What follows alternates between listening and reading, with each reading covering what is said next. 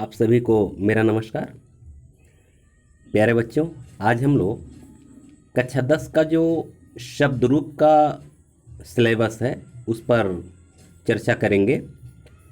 और ये शब्द रूप जो संस्कृत में याद करने के लिए बच्चों के दिमाग में बड़ा प्रेशर रहता है, कितना ज़्यादा शब्द रूप है, इतना ज़्यादा धातु रूप हम कैसे याद करेंगे, तो वो चीज़ आपका मैं हल्का कर दे रहा हूँ। मैं इतना आसान टिप्स बता दे रहा हूँ जिससे आपको शब्द रूप याद करने की आवश्यकता नहीं पड़ेगी। बस केवल आप मेरे इस वीडियो को अंत तक देख लें तो सारा शब्द रूप आपका स्वतः तैयार हो जाएगा, केवल दिमाग में सेट हो जाएगा वो। और इस आधार पर एक दो नहीं सैकड़ों शब्द रूप अगर आपको लिखना होगा तो आप उसको लिख सकते हैं। कैसे, आइए मैं ज़्यादा समय न लेते हुए आपको मैं बता रहा हूँ कि शब्द रूप को याद करने से बेहतर वो कौन सा आसान सा टिप्स है जिसे हम दिमाग में सेट कर लें तो सैकड़ों शब्द रूप हम बना करके लिख सकते हैं। तो आपके सिलेबस में जो दिया है, सबसे पहले जो शब्द रूप है फल का दिया है। यह अकारांत नपुंसक लिंग का शब्द है ये, ठीक है ना। तो अब ये देखिए, यहाँ मैं फोकस करना चाहता हूँ जो आपका द्विवचन और बहुवचन का शब्द रूप है, जो प्रथमा विभक्ति से लेकर के संबोधन तक। यहाँ देखिए, नपुंसक लिंग में जो होता है इसमें प्रथमा और द्वितीया प्रायः एक ही होता है। द्विवचन में देखिए, फले फले माने प्रथमा द्वितीया में क्या है, फले फले दिया है ना। अच्छा, अब आइए तृतीया से लेकर के चतुर्थी पंचमी विभक्ति तक, तृतीया से लेकर के पंचमी विभक्ति तक देखिए, फलाभ्याम फलाभ्याम फलाभ्याम दिया है ना। अच्छा, अब आप आइए षष्ठी और सप्तमी को देखिए, फलयोः फलयोः। क्लियर हुआ। अब आप इसको द्विवचन को क्या करेंगे, केवल 3 भाग में बांट लेंगे।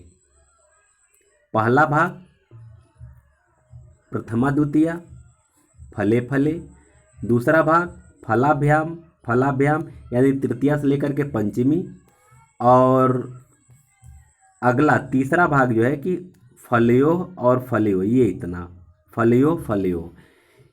ये इसको 3 भाग में बांट लेंगे तो आपको द्विवचन का शब्द रूप याद करने की आवश्यकता नहीं पड़ेगी। क्लियर हो गया ना। जैसे फले फले, फलाभ्याम फलाभ्याम फलाभ्याम, फलयोः फलयोः, प्रथमा से लेकर के सप्तमी तक आप इसको तैयार कर लीजिए। अब बचा संबोधन। संबोधन में देखिए, प्रथमा का ही रूप जो है कि लिख दिया जाता है और आगे हे लिख दिया जाता है, लेकिन पहले वाले में थोड़ा सा अंतर होता है। जैसे देखिए, यहाँ हे फल, हे फले, हे फलानी दिया है ना। तो हे फल देखिए, यहाँ हे फलम है तो म हटा देंगे और आगे लिख देंगे हे फले। देखिए ऊपर ही फले है, यहाँ भी फले है, यहाँ फलानी है, यहाँ भी फलानी है। तो बस केवल प्रथमा का जो रूप होता है उसके आगे हे लगा देंगे। थोड़ा सा एक वचन में हल्का सा परिवर्तन आता है, बाकी द्विवचन बहुवचन एक ही होता है। ठीक है, आप उसको लिख लीजिएगा। इस तरह से आपका द्विवचन तो तैयार हो गया है ना। आसान टिप्स। अब आइए देखिए बहुवचन में। आइए बहुवचन में नपुंसक लिंग में प्रथमा और द्वितीया इसमें भी एक ही होता है, फलानी फलानी। आया समझ में। अब देखिए तृतीया में थोड़ा सा बदलता है, फलय है, और चतुर्थी पंचमी फिर एक ही हो जाता है। देखिए फलेभ्य फलेभ्य है ना। अच्छा, अब आइए षष्ठी में। आइए फलानाम और सप्तमी में फलेषु। यहाँ एक चीज़ ध्यान देना है कि षष्ठी और सप्तमी में नाम या राम, कहीं कहीं राम रहता है और कहीं कहीं नाम रहता है। तो आपका जो मूल शब्द है ना, इसमें राम या नाम जोड़ देंगे, और इसमें सप्तमी में शु, मूर्धन्य स, शु या दंत्य स, शु, यानी कि शु या शु, यानी इतना जोड़ देंगे। तो आपका जो है कि ये भी बहुवचन का ये पूरा का पूरा रूप आपका तैयार हो जाएगा। तो क्या क्या करना है, तो आपको सबसे पहले प्रथमा द्वितीया पर फोकस करना है, जो एक ही होता है, फलान फलान, यानी नी के साथ नी केवल आगे जुड़ जाता है आ का मात्रा लगा करके। क्लियर हो गया। अच्छा, आप तृतीया में केवल बस अय का मात्रा दे करके, यानी फल है यानी जो भी आपका शब्द रूप है उस पर अय का मात्रा दे करके और आगे विसर्ग लगा दीजिए, तो आपका तृतीया तैयार हो जाता है। चतुर्थी पंचमी में क्या होता है, भ्य और भ्य आपको लिख देना है, चतुर्थी पंचमी हो गया। षष्ठी सप्तमी में राम या नाम, राम या नाम। सप्तमी में सु या सु, इसमें से कोई एक लिख देंगे, ठीक है। अब राम और नाम या सु और सु में आप जो है कि थोड़ा सा जब व्याकरण में जब पहुंचेंगे संस्कृत के कि किस आधार पर ये होता है, तो थोड़ा सा उसका प्रोसेस कुछ अलग हट करके है, यहाँ उसका मैं जिक्र नहीं कर सकता हूँ। बस केवल आप जब शब्द रूप लिखेंगे ना तो आपको स्वतः ये शब्द से पता चल जाएगा, इसमें छोटा स्व लगाएंगे यानी कि दंत स्व लगाएंगे कि मूर्धन्य स्व लगाएंगे, राम लगाएंगे कि नाम लगाएंगे। आप जब उसको एक आध दो बार उच्चारण करेंगे तो स्वतः पता चल जाएगा। तो उसका मैं जिक्र यहाँ नहीं कर पाऊँगा क्योंकि वीडियो बहुत लंबा हो जाएगा। जब बाद में जब मैं संस्कृत व्याकरण को जब मैं पढ़ाऊँगा तो उसका जिक्र मैं कर दूंगा यहाँ, ठीक है। आइए अब आप ध्यान दीजिए यहाँ एक वचन पर। एक वचन में भी देखिए नपुंसक लिंग, अकारांत नपुंसक लिंग में प्रथमा और द्वितीया का पूरा एक वचन, द्विवचन, बहुवचन, ये सब का सब एक ही रूप होता है। जैसे फलम फले फलान, फलम फले फलान, यहाँ देखिए फलम फले फलान, फलम फले फलान। जल है तो जलम जले जलान, जलम जले जलान। पुष्प है पुष्पम पुष्पे पुष्पाणि, पुष्पम पुष्पे पुष्पाणि, ठीक है ना। मित्र है मित्रम मित्रे मित्राणि, मित्रम मित्रे मित्राणि। ऐसे जो है कि आपका तैयार हो जाएगा, यानी कि प्रथमा और द्वितीया एक ही होता है। क्लियर हो गया। अब आइए तृतीया से लेकर के संबोधन तक को देख लीजिए।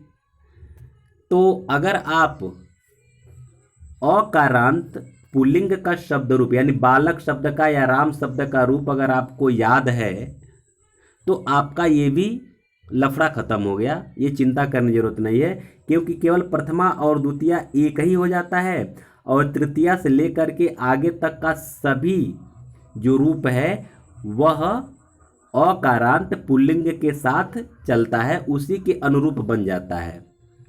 जैसे अगर बालक शब्द का है तो एक वचन तृतीया देखिए तो बालकेन हो जाएगा, बालकाय तो यहाँ फलाय, बालकात फलात, बालकस्य फलस्य, बालके फले। समझ में आ रहा है ना। तो कहने मतलब ये कि अगर आपका बालक शब्द का रूप याद है या राम शब्द का रूप याद है, जैसे राम का रामेण, रामाय, रामात, रामस्य, रामे, उसी तरह से फलेन, फलाय, फलात, फलस्य, फले। तो तृतीया से लेकर के संबोधन तक अकारांत पुल्लिंग का ही रूप चलता है तीनों वचन में, एक वचन हो चाहे द्विवचन हो चाहे बहुवचन हो, ठीक है। अब जैसे बालक शब्द का हो जाता है बालकेन, बालकाभ्याम, बालकैः, तो यहाँ देखिए फलेन, फलाभ्याम, फलैः। वहाँ होता है चतुर्थी में बालक का बालकाय, बालकाभ्याम, बालकेभ्यः, तो फलाय, फलाभ्याम, फलेभ्यः। पंचमी में होता है बालकात, बालकाभ्याम, बालकेभ्यः, यहाँ है फलात, फलाभ्याम, फलेभ्यः। षष्ठी में होता है बालकस्य, बालकयोः, बालका नाम, यहाँ देखिए फलस्य, फलयोः, फला नाम। सप्तमी में बालके, बालकयो, बालकेषु, यहाँ देखिए फले, फलयो, फलेषु। क्लियर हो गया ना। यानी कि तृतीया से लेकर के आपका संबोधन तक सब वही चलता है। मैं एक शब्द रूप पर ज़्यादा फोकस इसलिए कर रहा हूँ, आगे वाला मैं थोड़ा सा तेज पढ़ाऊँगा, क्योंकि इसको अगर आप तैयार कर लेते हैं तो आपको कोई दिक्कत नहीं होगा आगे के किसी भी शब्द रूप को तैयार करने में, बहुत मामूली परिवर्तन उसमें होता है। बात समझ में आ गया ना।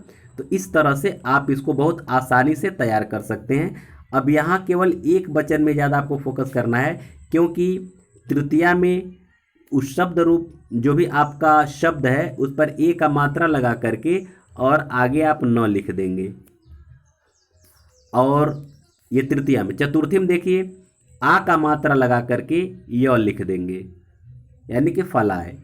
पंचमी में आ का मात्रा लगा करके त लिख देंगे हलंत के साथ। षष्ठी में मात्रा नहीं लगाएंगे, बस केवल मूल शब्द में स्य लिख देंगे, और संबोधन में केवल मूल शब्द में ए का मात्रा लगा देंगे। तो इस तरह से इतना अगर आप सेट कर लेना तो बहुत आसान हो जाएगा। इस तरह से यहाँ नीचे दिया भी है। इसी प्रकार ये नपुंसक लिंग के यहाँ देखिए शब्द रूपों का आप तैयार कर सकते हैं, जैसे पुष्प, पत्र, जल, मित्र, सखा के अर्थ में कमल, कुसुम, पुस्तक, ज्ञान आदि के रूप चलते हैं। आगे एक चीज़ दिया हुआ है कि नोट, मित्र का अर्थ सूर्य भी होता है जो अकारण पुल्लिंग होता है, अतः उसके रूप राम के रूपों की भांति ही चलेंगे, यानी सूर्य का जो रूप चलता तो मैं आपको बताया कि तृतीया से लेकर के यहाँ तक चलेगा, लेकिन चूंकि ये मित्र जो है कि सूर्य के अर्थ में अगर होता है तो प्रथमा द्वितीया क्या नाम है आपका राम के अनुसार ही चलेगा, तो प्रथमा द्वितीया है नपुंसक लिंग के अनुसार नहीं चलेगा। यहाँ एक थोड़ा सा एक अपवाद है, इसको ध्यान देंगे। ध्यान देने वाले को देखिए, पहला लिखा है कि द्विवचन में प्रथमा और द्वितीया विभक्ति के रूप, तृतीया चतुर्थी पंचमी के रूप, षष्ठी एवं सप्तमी के रूप समान होते हैं। जैसा मैं ऊपर फोकस किया हूँ कि इसको 3 भाग बांट लीजिए, प्रथमा द्वितीया एक भाग में, तृतीया चतुर्थी पंचमी एक भाग में, षष्ठी सप्तमी एक भाग में। यहाँ दूसरा जो कॉलम दिया है कि नपुंसक लिंग के शब्दों के प्रथमा एवं द्वितीया रूप एक वचन, द्विवचन, बहुवचन प्राय समान ही होता है, जैसा मैं ऊपर चर्चा कर दिया हूँ। ये तो हो ही गया है। अब आगे हम लोग चलते हैं मति शब्द को। देखिए मति शब्द क्या है, ई कारांत स्त्रीलिंग है, ई कारांत स्त्रीलिंग। ई कारांत स्त्रीलिंग थोड़ा सा परिवर्तन होता है। जैसे देखिए प्रथमा में देखिए मति, मति, मतय, द्वितीया में मतिम, मति, मति। ठीक है, यहाँ ध्यान देने की बात है। अब यहाँ भी आपको मैं फोकस करा रहा हूँ द्वितीया पर, सॉरी द्विवचन पर। द्विवचन पर क्या फोकस है, देखिए प्रथमा और द्वितीया एक ही हो जाएगा, इसमें मति, मति बड़ी का मात्रा के साथ लगा देंगे। ठीक, तृतीया चतुर्थी पंचमी भी देखिए भ्याम लगा करके जुड़ जाता है, मति भ्याम, मति भ्याम, मति भ्याम।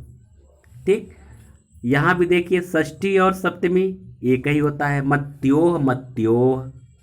क्लियर हो गया ना।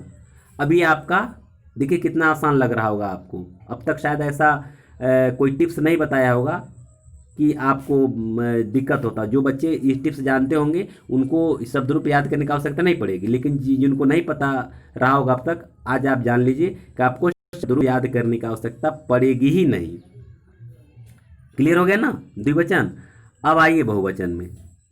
बहुवचन में देख लीजिए, एक वचन द्विवचन को थोड़ा फोकस करना पड़ता है, क्योंकि बहुवचन में यहाँ मत्य है प्रथमा में और द्वितीया में आपको जो है कि मति है। क्लियर हो गया ना। तो केवल प्रथमा द्वितीया को फोकस यहाँ करना पड़ता है बहुवचन में। तृतीया देखिए, तृतीया में ई कारण में सम भी लगा रहता है, और यहाँ भ्य, जैसा कि आप उसके ऊपर देखें हैं भ्य होता है, तो यहाँ आगे क्या हो जाएगा, यहाँ भी वही हो जाएगा। तो कहने मतलब ये कि इसमें कोई बहुत ज़्यादा परिवर्तन नहीं है। यहाँ मैं आपको भैया देखिए, यहाँ फलेभ्य पंचमी चतुर्थी पंचमी में देखिएगा बहुवचन में फलेभ्य यहाँ दिया है ना। इसी तरह से आप यहाँ भी देख लीजिए मति वाले में मतिभ्य लिखा है ना, सॉरी यहाँ देखिए मतिभ्य हो गया। नाम या राम इसके पहले मैं बताया हूँ षष्ठी विभक्ति में, तो देखिए मति नाम। अब ये मैं बताया हूँ कि मूर्धन्य सौ या दंत्य सौ के साथ लग जाता सप्तमी शक्ति, देखिए मतिषु। तो इसमें चाहे ई कारांत हो, चाहे अकारांत हो, चाहे उ कारांत हो, कोई भी हो, तो देखिए चतुर्थी पंचमी षष्ठी और सप्तमी में मूल रूप में अगर आप एक कोई शब्द रूप याद किए हैं, चाहे अकारण पुल्लिंग चाहे अकारण नपुंसक लिंग, तो आपका कोई भी शब्द रूप उसी के साथ बैठ जाएगा। इसको आपको रटने की जरूरत नहीं पड़ेगी, चतुर्थी पंचमी षष्ठी और सप्तमी, क्योंकि चतुर्थी पंचमी बहुवचन में भ्य होता है, और षष्ठी में नाम या राम, और सप्तमी में सु या सु। क्लियर हो गया। तो इसलिए आपको इसको रटने की जरूरत नहीं पड़ेगी। अब संबोधन में जैसा मैं बताया कि एक वचन में थोड़ा सा परिवर्तन होता है और द्विवचन और बहुवचन में कोई परिवर्तन नहीं होता है। आप यहाँ देखिए मति और यहाँ मति, यहाँ मत्य, यहाँ मत्य, उसके आगे हे जुड़ गया है, तो संबोधन का रूप अपने आप तैयार हो गया। और यहाँ ई कारांत जो है कि प्रथमा को देख लीजिए, यह मति दिया हुआ है और यह मते दिया हुआ है। वही मैं बता, थोड़ा सा परिवर्तन के साथ आगे हॉल हे लग जाता है तो आपका हो जाता है, तो इसको थोड़ा सा ध्यान देना पड़ेगा।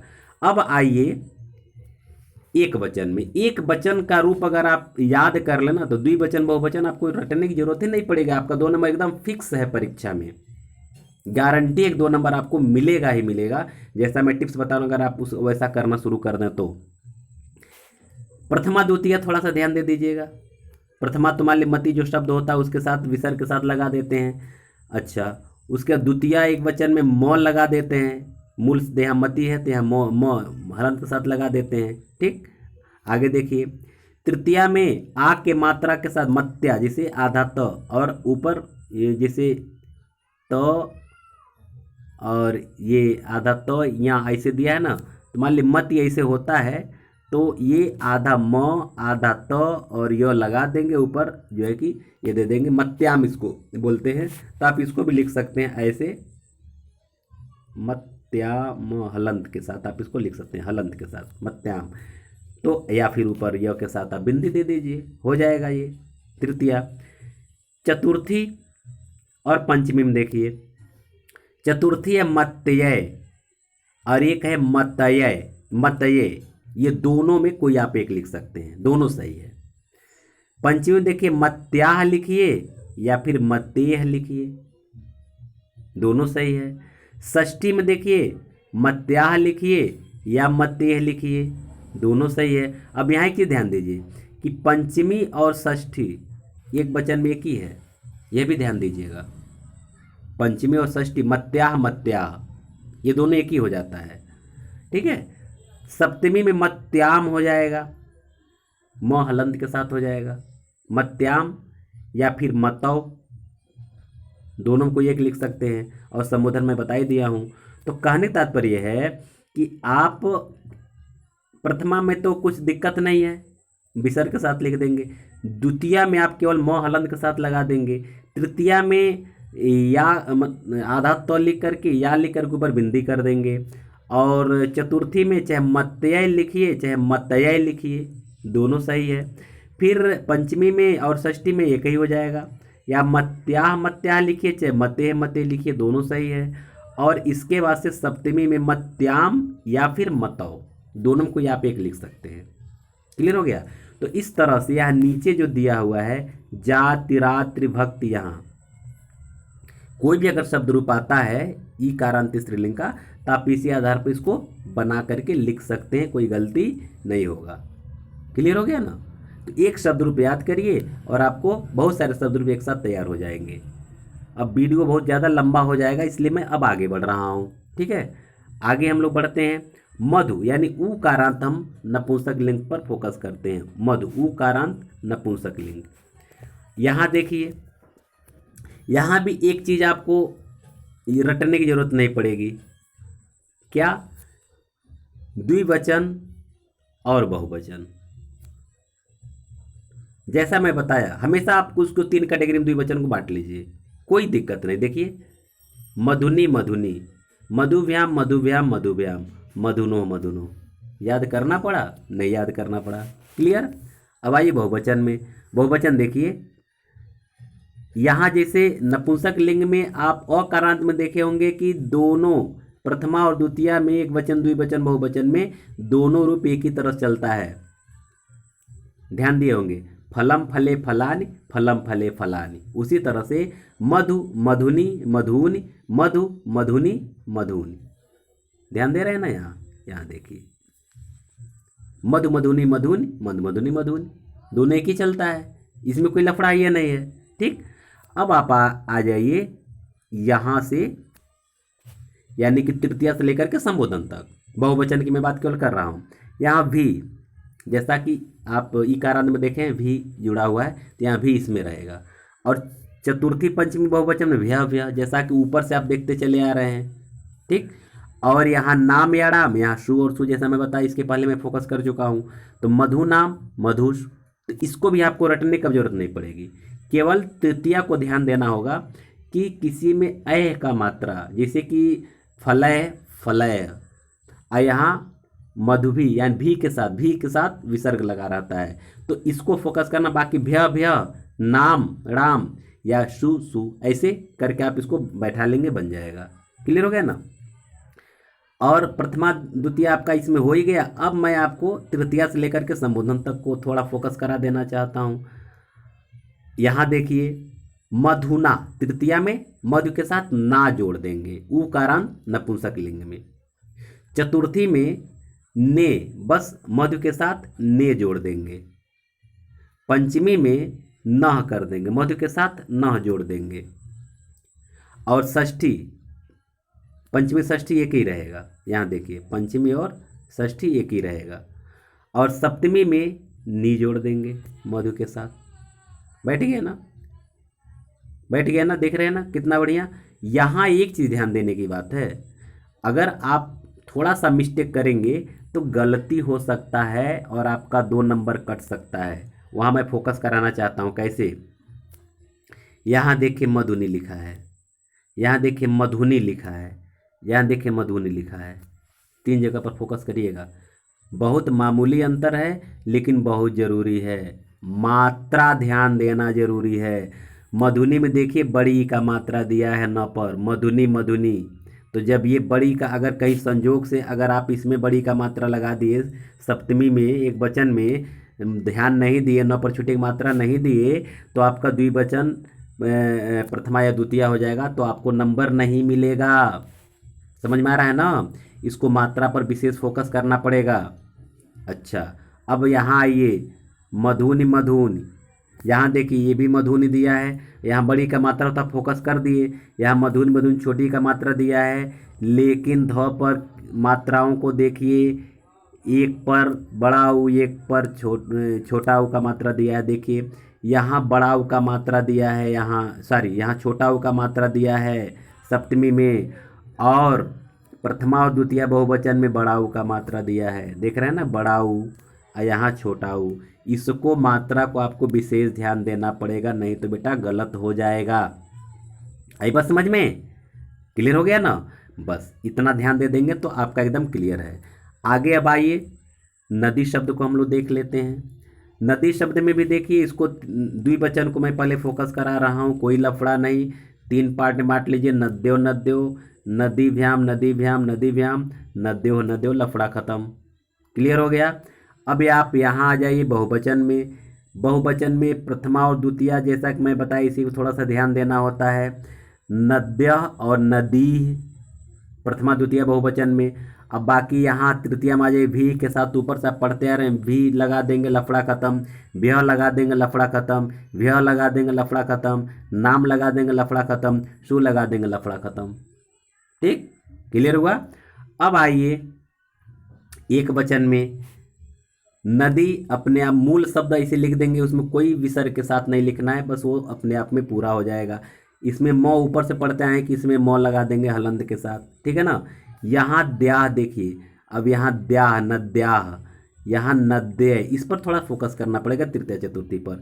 और देखिए पंचमी और षष्ठी, आप इसके पहले शब्द रूपों को देख रहे हैं तो दोनों एक ही हो रहा है, चाहे ई कारांत हो चाहे ऊ कारांत हो, इसमें जो है कि एक ही हो रहा है, नद्याह नद्याह। उसी तरह से उसमें जो हो रहा है उसी तरह यहाँ और नद्याह नद्याह। और सप्तमी में क्या हो जाएगा आपका, नद्याम हो जाएगा।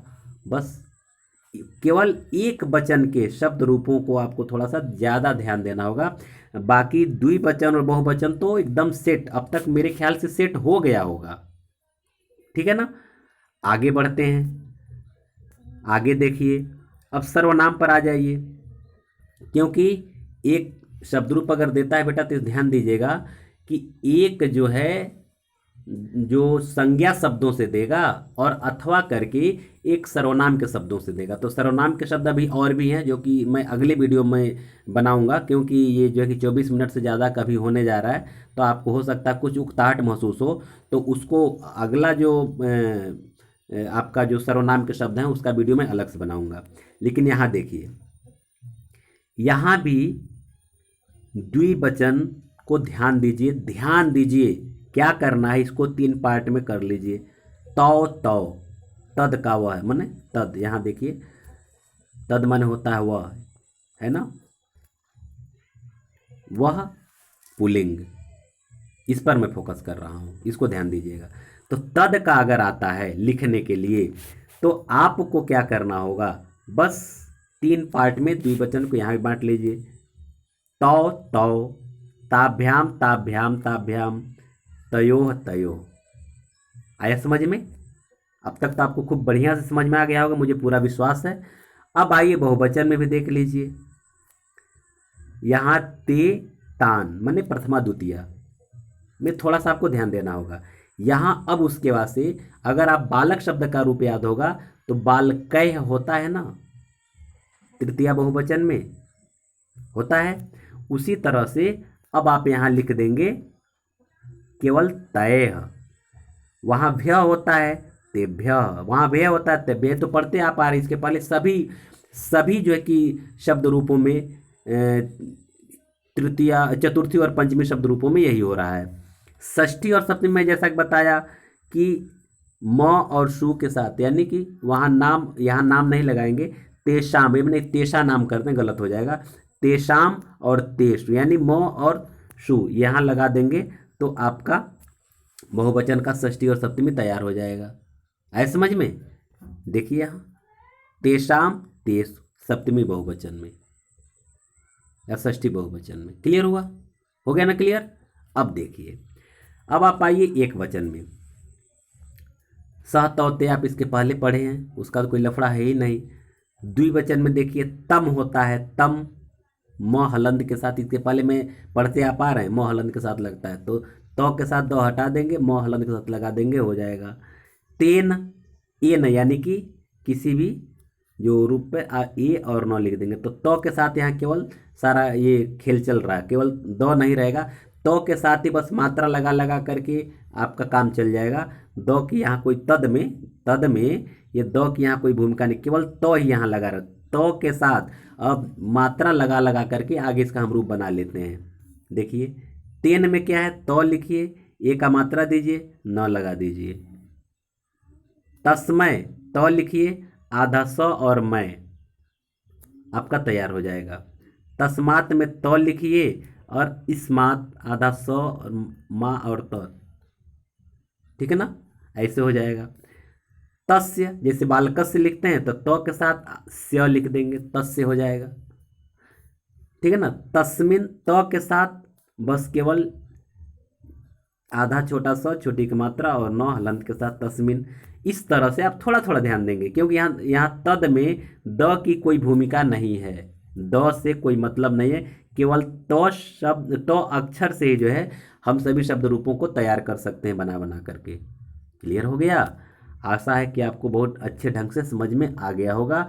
अगर फिर भी कहीं कोई अगर दिक्कत आ रही हो तो आप प्लीज़ कमेंट बॉक्स में जा करके कमेंट करके आप हमें बता दीजिएगा कि सर ये इसमें ये चीज़ हमारे समझ में नहीं आ रहा है, मैं आपको और भी सरल ढंग से समझाने का प्रयत्न करूँगा।